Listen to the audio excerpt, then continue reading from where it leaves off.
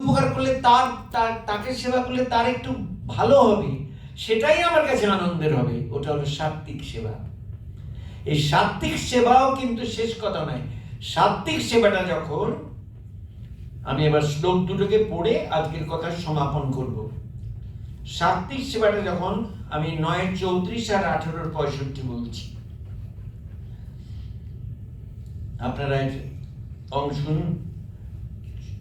9:34 আছে, মন্মনা ভব মদ্ভক্ত মজ্জাজি মাং নমস্কুরু মামে বৈশ্বসি যুক্তৈব মাত্মানং মৎপরায়ণম। তাহলে কি করে করবে? তুমি সব সময় মনকে আমার চিন্তায় নিযুক্ত রাখবে। মানে কি আমি জল খাবো কৃষ্ণ কৃষ্ণ, ওরকম না।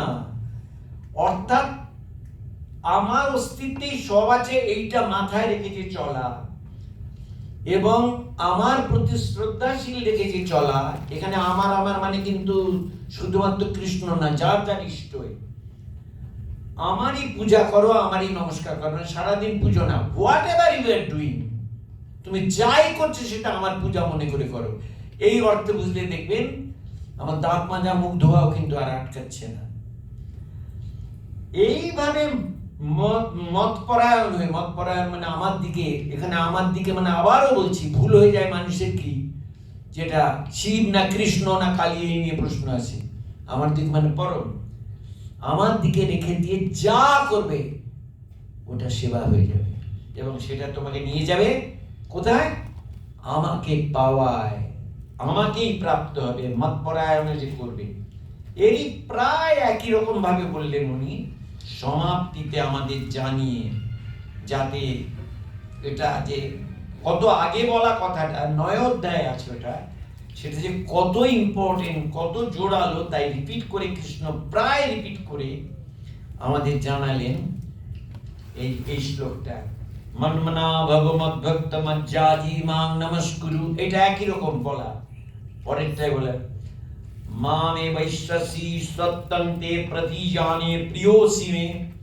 অদ্ভুত কথা, তুমি একমাত্র আমাকেই চিত্ত রাখো, আমাকে ভক্তি করো, আমাকে পুজো করো, আমাকে নমস্কার করো। আমি সত্য প্রতিজ্ঞাপূর্বক বলছি, তুমি আমাকে পাইবে, কেননা তুমি আমার প্রিয়। এবার আপনি এই যারা আছেন তারা যদি তাই করেন, তাহলে সেই জায়গায় চলে যাচ্ছে, কারণ আগে শেখানো হয়ে প্র্যাকটিসটা দেওয়া হয়েছে। এইবারে আবার ওই কথাটা বললেন যে তুমি এই পদ্ধতিতে যদি করো, তুমি আমাকেই পাবে, কারণ বাই দ্যাট টাইম তুমি আমার যে প্রিয়তার জায়গা, সেখানে কিন্তু এন্ট্রি পেয়ে গেছো। তাই এটা অর্জুনের জন্য যেমন এক কথাটা বিশেষ, তেমন রাম, রহিম, ক্রিস্টোফার সবার জন্য সত্য। অর্থাৎ বোধের জায়গায় ওইটি নেওয়া, অর্থাৎ বলে দিচ্ছেন সেবা বোধে, whatever you are doing, যাই তুমি করছো, যে কাজই তোমার করুক, তুমি রিক্সাওয়ালা হও আর রাষ্ট্রপ্রধান হও, তুমি যোদ্ধা হও আর ক্লাসের লেকচারার হও, তুমি কাগজের সম্পাদক হও আর লোককে শাস্তি দেওয়ার, লোককে দোষ ধরবার জন্য তোমার যদি চাকরি হয়, দোষ ধরবার জন্য মানে আমি আরক্ষা বাহিনীর কথা বলছি, উকিল ইত্যাদিতে কথা বলছি, সব তার সেবায় পরিণত হতে পারে। শুদ্ধ দৃষ্টিভঙ্গির জায়গাটা থেকে, শুধু তাকাবার জায়গা থেকে, তাতে কোনো পূজার উপচার লাগছে না, তাতে স্নান করে করব না স্নান না করে করব লাগছে না, তাতে ভোরবেলা না সকালবেলা না কোন সময় হলে ভালো লাগছে না।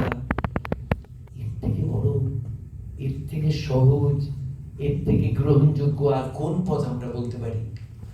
বুদ্ধি দিয়ে করলে জ্ঞান যোগের নির্দিষ্ট পথ আছে, মন দিয়ে এগোবার পথে ধ্যান যোগের নির্দিষ্ট পথ আছে, প্রাণের পথে শক্তি যোগে তন্ত্রের নির্দিষ্ট পথ আছে, হৃদয় যোগে ভক্তির পথে নির্দিষ্ট পথ আছে, বিবেকের দ্বারা কর্মযোগে নির্দিষ্ট পথ আছে।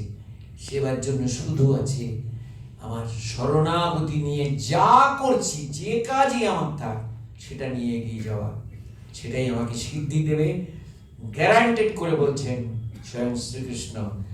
আর শ্রীরামকৃষ্ণ বললেন তাই শিবজ্ঞানী জীব সেবার মন্ত্র, অর্থাৎ উপনিষদে আছে শান্তম শিবম অদ্বৈতম, প্রত্যেকের সর্বত সেই শিব।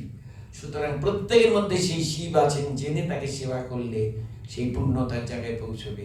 তাই বিবেকানন্দ শেষ কথা, একটা বড় কথা, জীবে প্রেম করে যেই জন সেই জন সেবিছে ঈশ্বর। তাহলে এই যে আমরা জাগতিক সেবার কথা বললাম, তাহলে এখানে আমি ইকুয়েশনটা কি করে করব?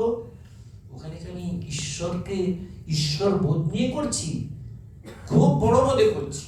আমি নামগুলো করছি না আমাদের মহামনীষীদের, খুব বড় বোধ নিয়েই তারা কাজ করছেন, মানুষ সেবা।